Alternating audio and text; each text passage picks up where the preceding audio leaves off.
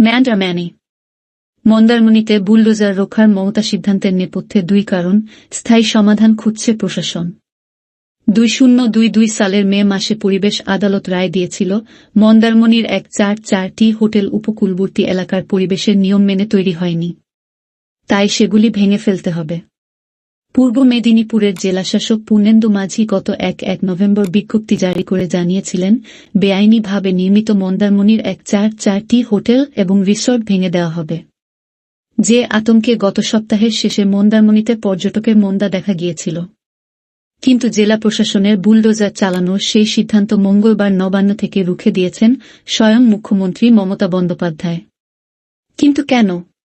প্রশাসনিক এবং রাজনৈতিক মহলের বক্তব্য, এর কারণ দুটি। 2022 সালের মে মাসে পরিবেশ আদালত রায় দিয়েছিল, মন্দারমণির এক 4টি হোটেল উপকূলবর্তী এলাকার পরিবেশের নিয়ম মেনে তৈরি হয়নি, তাই সেগুলি ভেঙে ফেলতে হবে। হিসেব কষলে দেখা যাচ্ছে, সেই নির্দেশের 2.5 বছর পর তা কার্যকর করার নির্দেশিকা জারি করেছে পূর্ব মেদিনীপুর জেলা প্রশাসন। কিন্তু নবান্ন সূত্রে দাবি করা হয়েছে মুখ্যমন্ত্রী এতে ক্ষুব্ধ। বস্তুত মুখ্যমন্ত্রী জানিয়েছেন, তিনি ওই ঘটনায় স্তম্ভিত। কারণ জেলা প্রশাসন নবান্নের সঙ্গে সমন্বয় না করেই ওই নির্দেশিকা জারি করেছিল। যদিও প্রশাসনের একাংশের বক্তব্য, আদালতের নির্দেশ জেলাশাসককে মানতেই হতো, না হলে তার বিরুদ্ধে আইনের নির্দেশ কার্যকর না করার মামলা হতো। তাই তাকে ওই কাজ করতে হয়েছে। আবার মুখ্যমন্ত্রী হিসাবে মমতাকেও বিপুল সংখ্যক মানুষের কর্মসংস্থান, জীবিকার প্রশ্ন ভাবতে হতো। তিনি সেটাই করেছেন। জেলা প্রশাসনের এক কর্তার বক্তব্য, এটাকে পূর্ব মেদিনীপুর বনাম নবান্নের সংঘাত হিসাবে দেখলে হবে না, বরং বোঝাপড়া হিসাবেই দেখা উচিত, অর্থাৎ জেলাশাসক তার কাজ করলেন। আবার মুখ্যমন্ত্রীও অভিভাবক হিসাবে সহানুভূতির সঙ্গে তার ভূমিকা পালন করে পরিস্থিতি সামাল দিলেন। পুরো ঘটনায় শ্যাম এবং কুল উভয়ই রক্ষিত হল। এটা যদি হয় প্রশাসনিক কৌশল, তাহলে এর পাশাপাশি রাজনৈতিক কারণও রয়েছে। আগ্রাসী হয়ে প্রশাসন যদি এত হোটেল ভাঙতে শুরু করত, তাহলে তা সরাসরি 4 লক্ষের বেশি মানুষের রুটিরুজিতে প্রভাব ফেলত। বুলডোজারের ধাক্কায় কর্মহীন হয়ে পড়তেন লক্ষ লক্ষ মানুষ।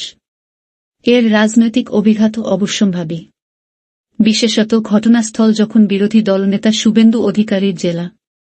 তৃণমূলের এক প্রথম সারির নেতার বক্তব্য, মন্দারমণিতে এই কাণ্ড যদি হতো, তাহলে তার সরাসরি রাজনৈতিক ফয়দা তুলত বিজেপি। আরও ভালো করে বললে, ফয়দা তুলতেন শুভেন্দু অধিকারী।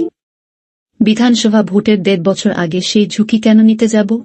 উল্লেখ্য, লোকসভা ভোটে পূর্ব মেদিনীপুরের 2টি আসনই জিতেছে বিজেপি। মন্দারমণি পড়ে কাথি লোকসভা কেন্দ্রের মধ্যে। সেখানকার বিজেপি সাংসদ শুভেন্দুরই ভাই সৌমেন্দু অধিকারী। ফলে ভবিষ্যৎ আজ করেই নবান্নকে বুলডোজার থামাতে হয়েছে বলে শাসক দলের অনেকের অভিমত। তবে শাসক দলের অন্দরে বিপরীত ভাবনাও রয়েছে। সেই অংশের বক্তব্য, নির্দেশিকা যখন 2.5 বছর আগে দেওয়া হয়েছিল, তখন তৃতীয়বারের জন্য মমতার নেতৃত্বে ক্ষমতায় চলে এসেছে তৃণমূল।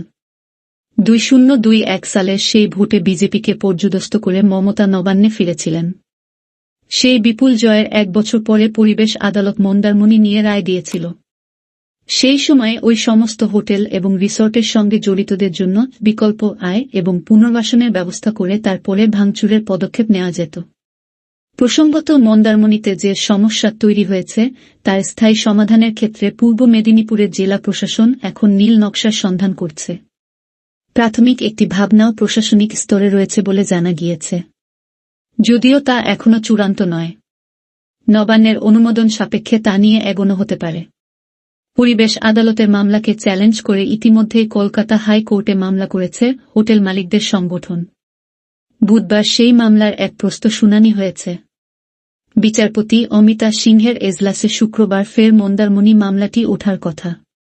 তার আগে মঙ্গলবার মমতা এবং মুখ্যসচিব মনোজ পন্থ হোটেল মালিক সংগঠনের প্রতিনিধিদের সঙ্গে কথা বলে আশ্বস্ত করেছেন যে কোনো নির্মাণ ভাঙা হবে না। তাহলে কি বেআইনি নির্মাণ থেকে যাবে? এই প্রশ্নেই স্থায়ী সমাধানে পৌঁছতে চাইছে জেলা প্রশাসন।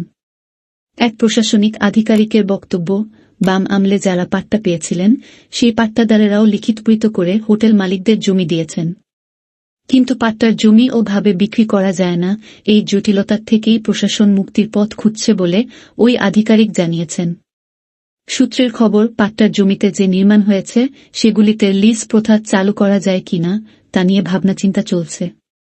তবে জেলা প্রশাসনের মূল চিন্তার বিষয় এখন হয়ে দাঁড়িয়েছে কোস্টাল রেগুলেটেড জোন সংক্রান্ত যে নিয়ম রয়েছে তা কিভাবে বলবৎ করা যায় তা নিয়ে। সে বিষয়েও নির্দিষ্ট পরিকল্পনা নেওয়া হবে বলে প্রশাসনের একটি সূত্রের খবর।